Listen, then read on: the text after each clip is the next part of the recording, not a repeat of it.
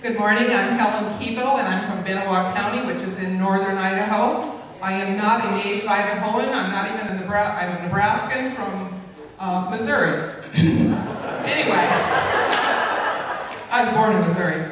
Our issues in St. Mary's, that's where I'm from, St. Mary's, Idaho. One of the things is that our economy has forced our school districts to make some cuts. And so we have kids who are at home in the afternoon and they don't have anything to do. So, how do we connect with these kids and how do we find our resources? Okay, my new shoes. Here are some of the sources we have. I am the AmeriCorps Vista volunteer for Benewak County Extension Office. And so, through that, they have a youth development program, 4-H, which is over 100 years old. So why recreate a wheel that has been working for years? So that's where we started our Benewak County 4-H after school program. And it started out, once the next slide comes on, it started out with Lego robotics. We got a small grant from JCPenney Company to become a first Lego League team to compete in their Lego League tournaments. It teaches them gracious professionalism and teamwork and SET. SET goals are the 4-H's program for science, engineering, and technology. You can add the math in there, so it's a STEM as well.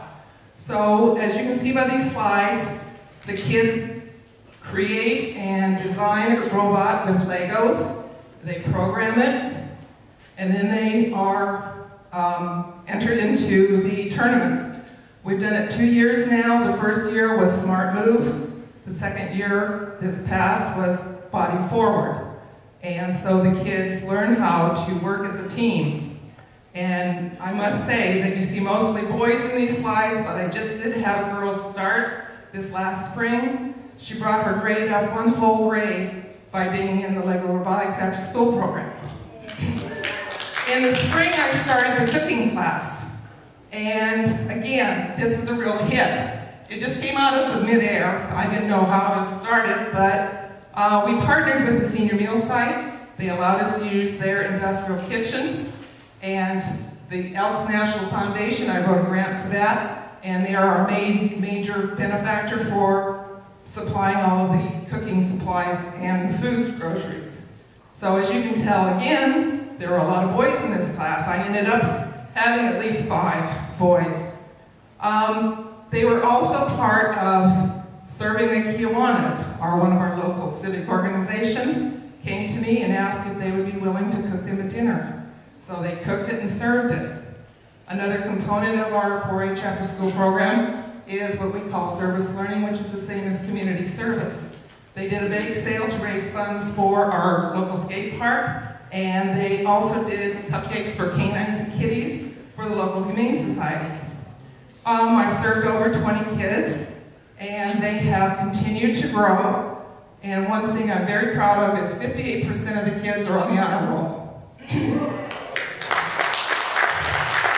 It's fired them up to engage in healthy lifestyles. As you know, 6th, 7th, and 8th graders, the middle school, that's a very risky age. If they're not involved with something, they're going to find the alternative risky behaviors.